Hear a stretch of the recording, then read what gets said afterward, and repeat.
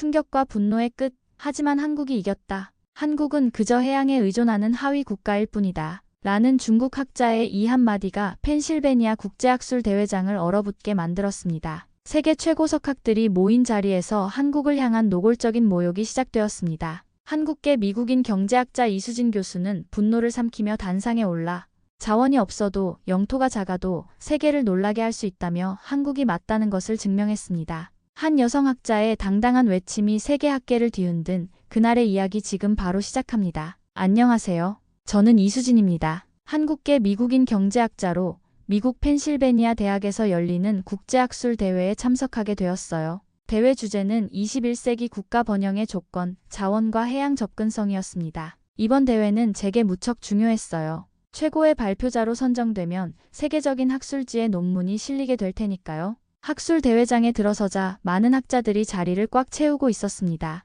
한쪽에서는 중국 측 대표인 장 교수와 그의 제자 왕쯔이가 자신들의 발표 자료를 정리하고 있었죠. 장 교수를 보는 순간 가슴이 철렁했어요. 4년 전 그는 제 연구 논문을 주관적이고 감정적이라며 공개적으로 폄하했던 인물이니까요. 오 이수진 교수, 오늘도 한국의 경제 모델을 자랑하러 오셨나요? 장 교수가 비꼬는 듯한 어조로 말했습니다. 그의 얼굴에는 얄미운 미소가 번져 있었어요. 저는 마음을 가다듬고 정중하게 대답했습니다. 네, 오늘 한국의 경제 발전 모델이 어떻게 자원 없이도 성공할 수 있었는지 발표할 예정입니다. 그 순간 왕쯔이가 끼어들었어요. 자원도 없고 대륙에 갇힌 나라가 무슨 모델이 된다고 그러시나요? 웃기시네요. 가슴속에서 분노가 치밀어 올랐지만 표정 하나 바꾸지 않았습니다. 이런 도발에 감정적으로 반응하면 그들의 함정에 빠지는 거니까요. 대신 발표 자료를 꼼꼼히 점검하며 마음을 다잡았어요. 사회자가 대회 시작을 알리고 첫 번째 발표자로 장 교수가 단상에 올랐습니다.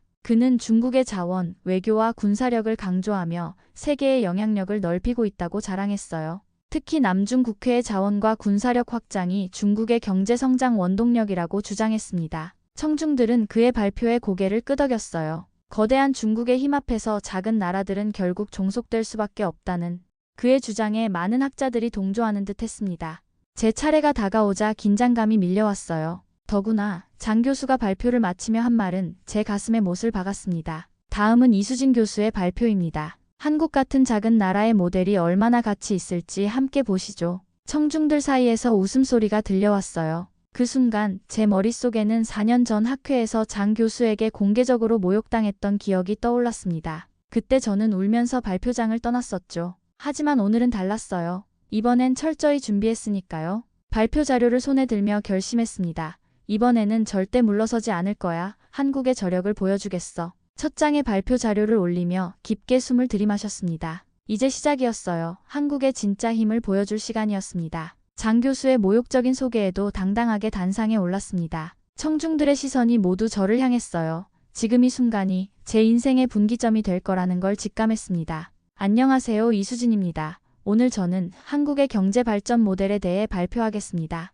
제 말이 끝나기도 전에 왕쯔이가 손을 번쩍 들었어요. 질문이 있습니다. 한국은 자원도 없고 중국이나 일본 같은 강대국에 둘러싸인 해양 의존형 하위 국가 아닌가요? 그런 나라의 모델이 무슨 의미가 있죠? 청중 사이에서 웃음소리가 들렸습니다. 심장이 쿵쾅거렸지만 침착하게 대답했어요. 그렇기 때문에 더 의미 있는 모델입니다. 자원이 없어도 지정학적 약점이 있어도 경제 강국이 될 수 있다는 것을 한국이 증명했으니까요. 장 교수가 비웃듯 말했습니다. 이 교수님은 항상 감정적이셨죠. 객관적 사실보다 애국심으로 연구하시는 것 같은데요. 과거의 상처가 되살아났어요. 4년 전 장 교수가 제 논문을 공개적으로 비판했던 그 순간이 떠올랐습니다. 그때는 준비가 부족했지만 지금은 달랐어요. 감정이 아닌 데이터로 말씀드리겠습니다. 첫 슬라이드를 보여주었어요. 한국의 경제 성장률과 수출 통계였습니다. 60년대부터 2020년대까지의 놀라운 성장 곡선이 그래프에 선명하게 나타났어요.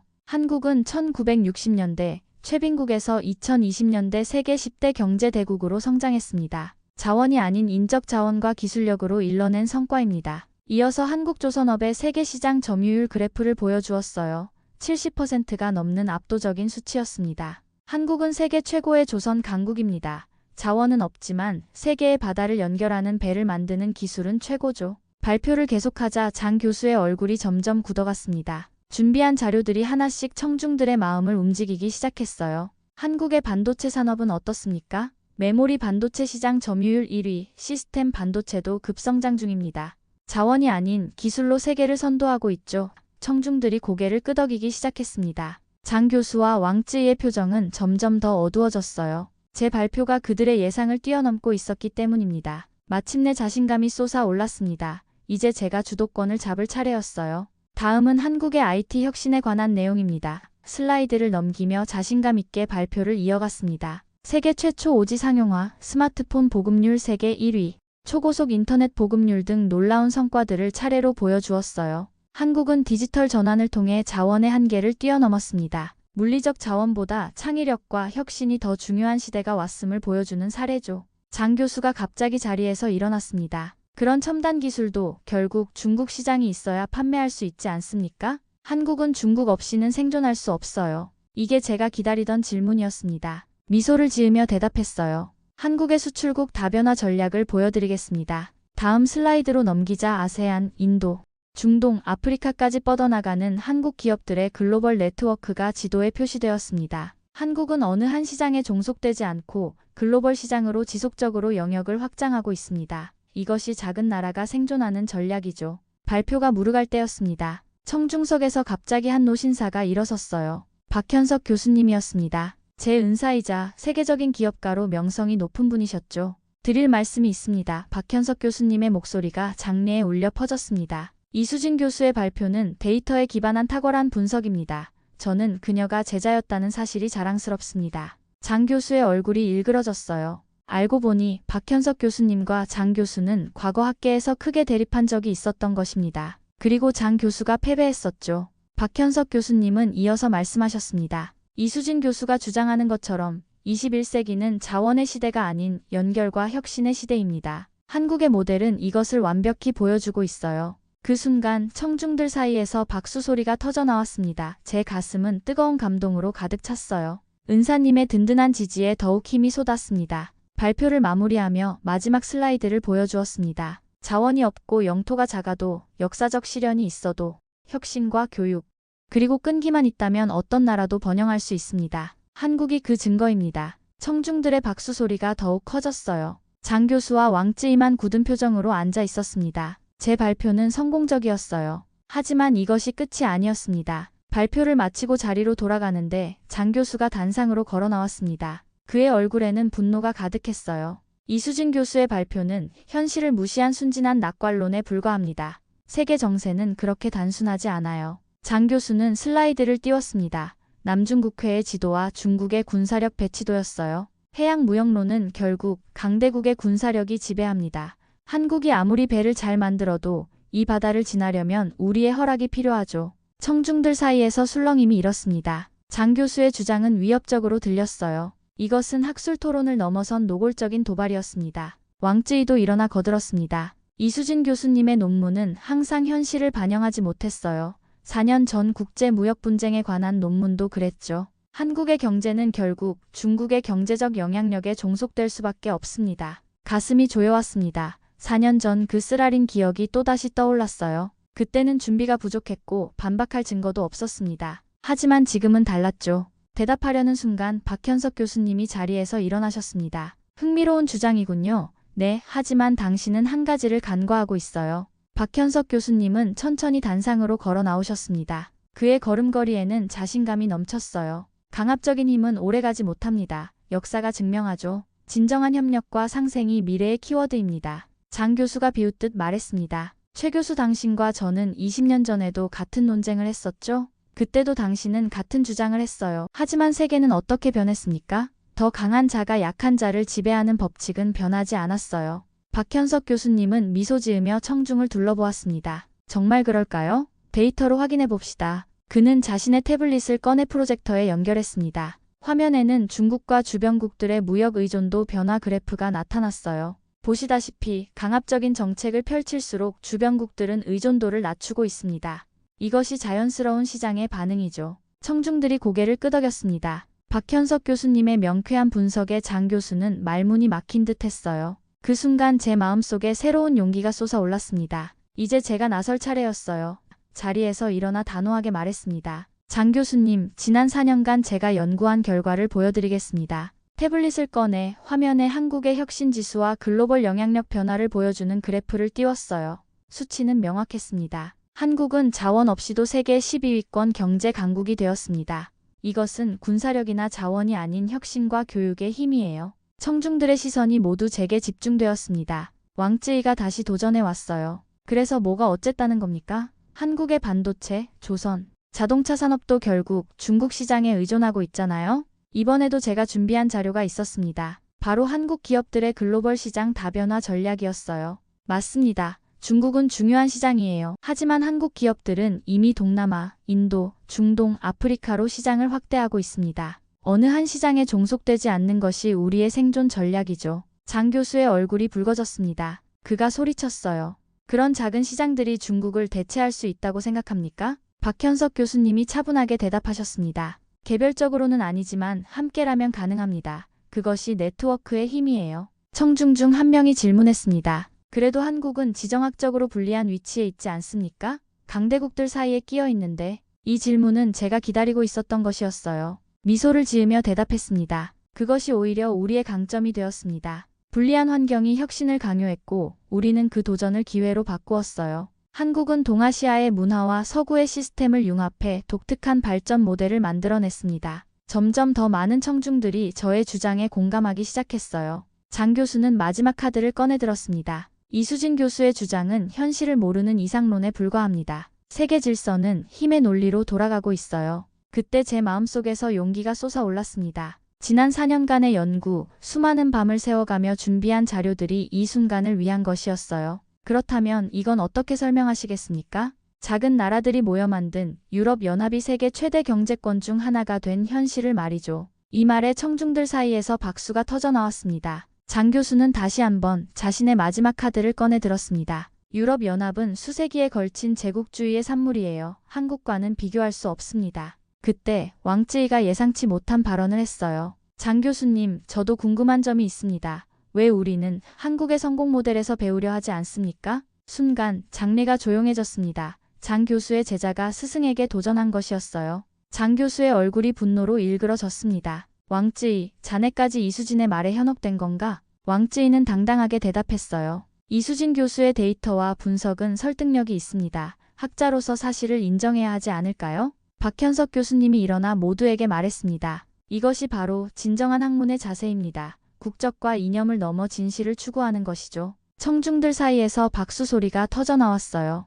장 교수는 점점 고립되어 가고 있었습니다. 저는 이 기회를 놓치지 않았어요. 한국의 성공 모델은 자원이나 영토의 크기가 아닌 연결성과 창의력에 있습니다. 우리는 대륙과 해양을 잇는 다리가 되었고 동양과 서양의 문화를 융합했어요. 저는 슬라이드를 넘기며 계속 이어나갔습니다. 보세요. 한국의 문화 콘텐츠는 이제 전 세계로 퍼져나가고 있습니다. K-팝, K-드라마, K-뮤비가 세계인의 마음을 사로잡고 있어요. 왕쯔이가 고개를 끄덕였습니다. 맞습니다. 중국의 젊은이들도 한국 문화에 열광하고 있어요. 이것은 군사력이나 경제력만으로는 설명할 수 없는 현상이죠. 장 교수는 마지막 저항을 시도했습니다. 문화적 영향력이 경제적 군사적 영향력을 대체할 수는 없어요. 박현석 교수님이 차분하게 말씀하셨습니다. 21세기는 하드파워보다 소프트파워의 시대입니다.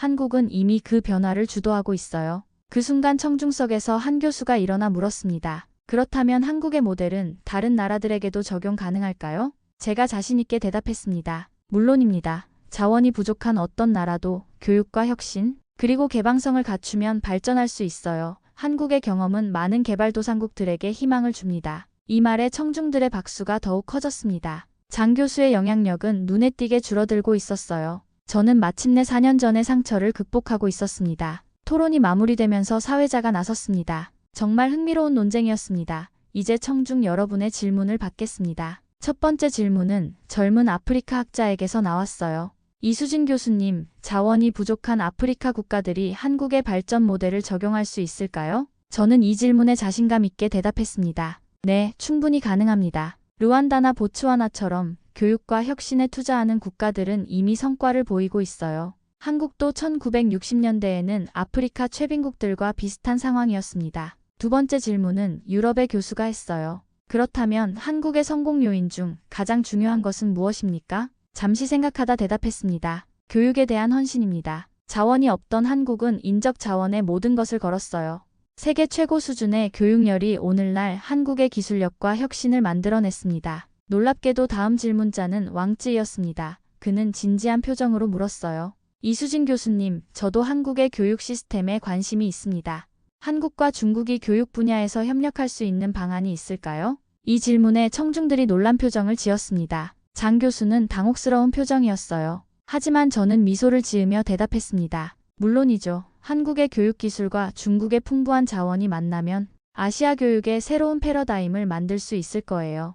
저는 그런 협력을 환영합니다. 이 대답에 왕쯔이는 눈을 빛내며 고개를 끄덕였습니다. 그의 눈빛이 달라져 있었어요. 적대감 대신 존중과 호기심이 보였습니다. 토론이 끝나고 휴식 시간이 되자 왕쯔이가 제게 다가왔어요. 이수진 교수님, 지난 제 태도에 대해 사과드립니다. 선입견을 가지고 있었어요. 그의 진심 어린 사과에 마음이 따뜻해졌습니다. 괜찮아요. 학문은 서로 배우는 과정이니까요. 왕쯔이는 조심스럽게 물었습니다. 혹시 한국과 중국의 교육 시스템 비교 연구를 함께 해보실 의향이 있으신가요? 잠시 생각했어요. 4년 전 같았으면 절대 수락하지 않았을 제안이었습니다. 하지만 이제는 달랐어요. 오, 좋은 생각이네요. 서로의 강점을 배우는 기회가 될 거예요. 박현석 교수님이 우리에게 다가오셨습니다. 보기 좋군요. 이것이 바로 학문이 진정한 의미입니다. 국경과 편견을 넘어서는 것이죠. 그 순간 장 교수도 천천히 다가왔습니다. 그의 표정은 여전히 굳어 있었지만 눈빛은 조금 달라져 있었어요. 장 교수는 잠시 침묵하다가 입을 열었습니다. 이수진 교수, 오늘 발표는 인상적이었습니다. 그의 목소리에는 여전히 거만함이 묻어 있었지만 조금은 누그러진 듯 했어요. 비록 당신의 모든 주장에 동의하진 않지만 데이터는 인정할 수밖에 없군요. 이 정도의 인정도 장 교수에게는 큰 양보였습니다. 미소를 지으며 대답했어요. 감사합니다, 장 교수님. 우리는 서로 다른 관점에서 세계를 볼 수 있고 그것이 학문을 풍요롭게 만듭니다. 사회자가 모두를 다시 자리로 불렀습니다. 이제 이번 학술대회의 최고 발표자를 발표하겠습니다. 심장이 빠르게 뛰기 시작했어요. 이 상은 단순한 명예가 아니라 세계적인 학술지 게재 기회였습니다. 저의 4년간의 노력이 결실을 맺을 순간이었어요. 이번 학술대회의 최고 발표자는 사회자가 봉투를 열어보더니 미소를 지었습니다. 이수진 교수님입니다. 청중들의 박수 소리가 환호성이 귓가에 울려 퍼졌습니다. 꿈만 같았어요. 단상으로 걸어가는 발걸음이 가벼웠습니다. 감사합니다. 트로피를 받으며 말했어요. 이 상은 저 혼자만의 것이 아닙니다. 저를 가르쳐주신 스승님들, 함께 연구한 동료들, 그리고 열심히 일하며 세계를 놀라게 한 모든 한국인들의 것입니다. 박현석 교수님이 자랑스러운 눈빛으로 저를 바라보고 계셨습니다. 왕쯔이는 진심으로 박수를 치고 있었어요. 심지어 장 교수조차도 마지못해 박수를 치고 있었습니다. 시상식이 끝나고 많은 학자들이 제게 다가왔어요. 발표 자료를 공유해달라는 요청, 공동 연구 제안, 그리고 자국에서 강연을 해달라는 부탁들이 이어졌습니다. 행사장을 나서는데 왕쯔이가 다시 찾아왔어요. 이수진 교수님, 정말 축하드립니다. 우리의 공동 연구가 기대됩니다. 그의 진심 어린 축하에 감사 인사를 전했습니다. 과거의 상처가 완전히 치유되는 느낌이었어요. 밖으로 나오니 박현석 교수님이 기다리고 계셨습니다. 자랑스럽다 수진, 내가 해냈구나. 감격에 목이 메었습니다. 교수님 덕분입니다. 교수님이 없었다면 오늘의 저도 없었을 거예요. 박현석 교수님은 미소를 지으셨습니다. 아니야, 이건 모두 내 노력의 결과야. 나는 단지 옆에서 지켜본 것뿐이지. 서울로 돌아가는 비행기 안에서 창밖을 바라보며 생각했습니다. 이번 학술대회에는 단순한 승리가 아니었어요. 한국의 발전 모델과 가치를 세계에 알리는 기회였습니다. 노트북을 열고 수상소감을 정리했어요. 자원보다 중요한 것은 사람이고 영토보다 중요한 것은 아이디어입니다. 한국은 이 진리를 증명해냈습니다.